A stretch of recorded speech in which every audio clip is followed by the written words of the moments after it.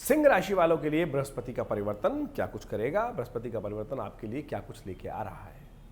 ओम नागेंद्रहाराय त्रिलोचनाय भस्मांगरागाय महेश्वराय नित्याय शुद्धाय दिगंबराय तस्मै नकाराय नमः शिवाय। ओम नमः शिवाय। स्वागत है आपका आचार्यवाणी में। मैं आचार्य डॉक्टर विक्रमादित्य आपके साथ हूँ और आज हम लाए हैं सिंह राशि वालों के लिए बृहस्पति का परिवर्तन क्या कुछ करेगा, इसके बारे में पूरी विवेचना। बड़े साधारण शब्दों में, हम ना किसी क्लिष्ट शब्द को उपयोग करना चाहते हैं, बड़े साधारण तरीके से आपको समझाने का प्रयास कर सकते हैं कि क्या करने वाले हैं बृहस्पति महाराज। इससे पहले बृहस्पति आपकी कहाँ चल रहे थे?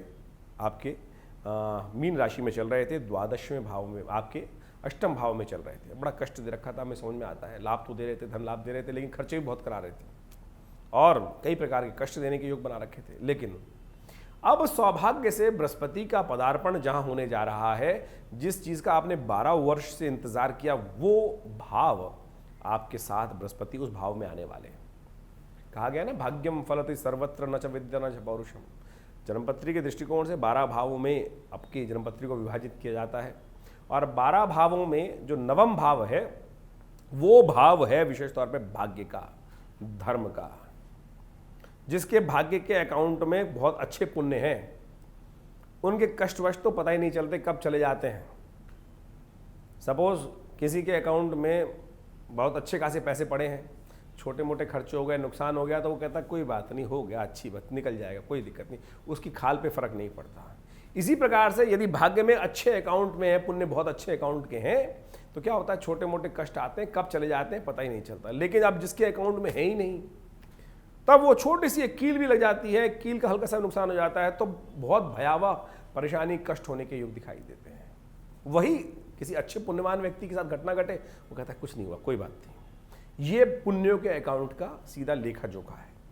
अब बृहस्पति महाराज सबसे शुभ ग्रह, बृहस्पति समस्त सौरमंडल के अंदर भारतीय संस्कृति में ज्योतिष विज्ञान के अनुसार से समस्त नवग्रहों में सबसे शुभ प्रभाव देने वाले, शुभों में शुभ ग्रह जो है बृहस्पति है, और वो आपकी मेष राशि में आ गए हैं। और मेष राशि आपकी राशि के अनुसार से पड़ती है भाग्य का स्थान, नवम भाव। यहां बैठकर वो कहां कहां कितनी सुंदर तरीके से कहां कहां देख रहे हैं। जहां बैठे हैं वो भी सुंदर स्थान है, जहां देखेंगे वो भी बढ़िया स्थान है, और इन सब के द्वारा बहुत अच्छा सा आपको समझ लेना चाहिए। भाग्य में आ गए हैं बृहस्पति, ठीक है, राहु चल रहे हैं वहां पर, उन्होंने कष्ट के योग दे रखे हैं, लेकिन उसका एक सूत्र मैं आपको ऐसा दूंगा इस कार्यक्रम के अंदर कि राहु कुछ नहीं बिगाड़ पाएगा। लेकिन अगर वो सूत्र का आपने समझ नहीं ध्यान किया, तब राहु आपको दुख दे देगा और सब प्रकार के सुख विद्यमान हो, केवल दुख, वो दुख सबको चौपट कर देता है।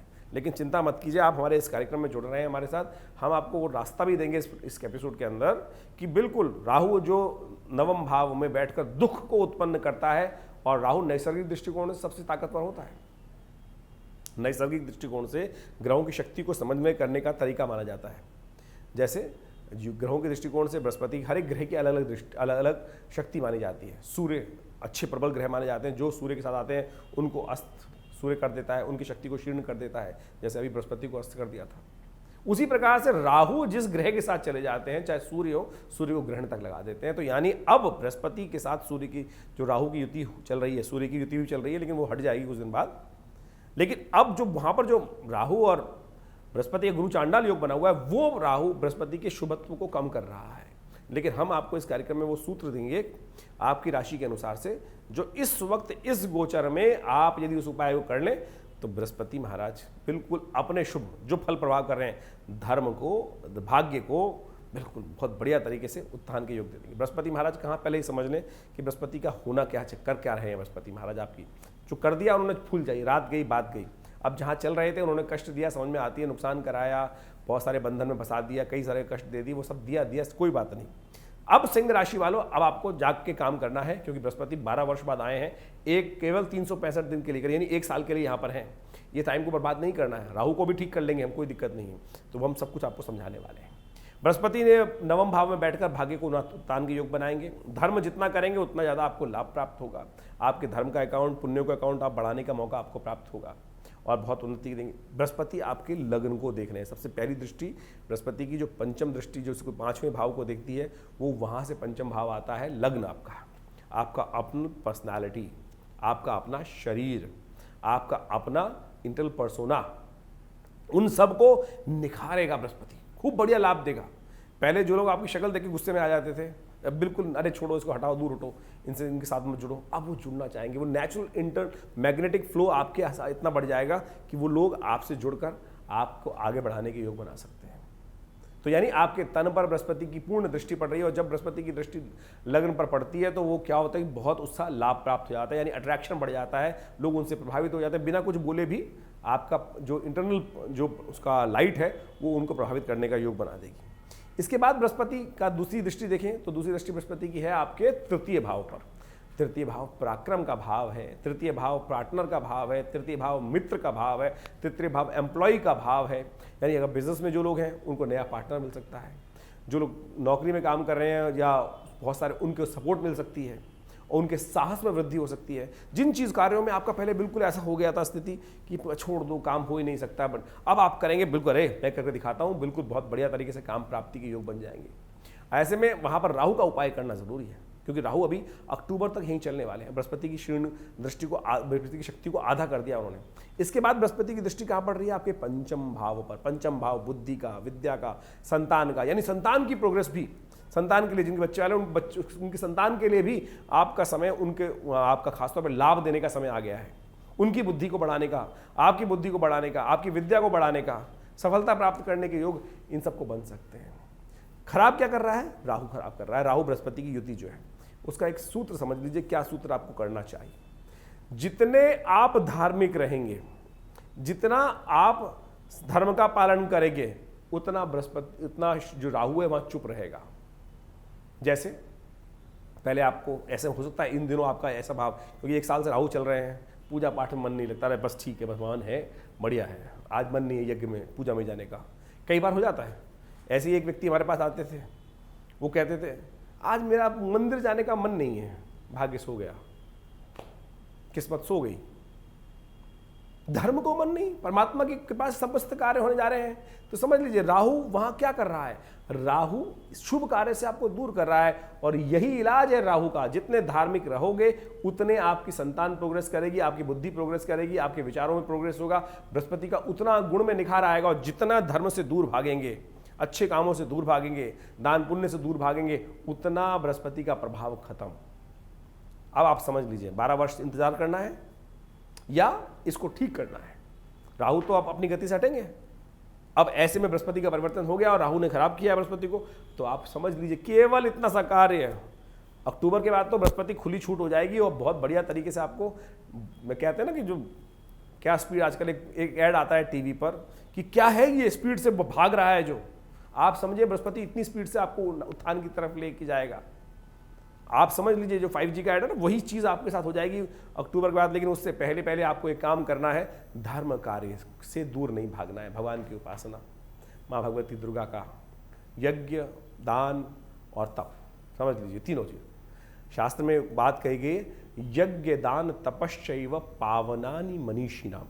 गीता के अंदर आया, भगवान ने यज्ञ दान और तप, ये मनुष्यों को भी पवित्र पावन कर दे, पवित्र कर दे, यानी पवित्र जो है उसको भी और पवित्रता की तरफ ले जाए। तो इसलिए कोशिश ये करें इन 3 कर्मों को यथाउचित भाव से कम जैसे हनुमान चालीसा का पाठ कर लो, माँ भगवती दुर्गा का पाठ कर लो, गरीब की सेवा ही कर लो।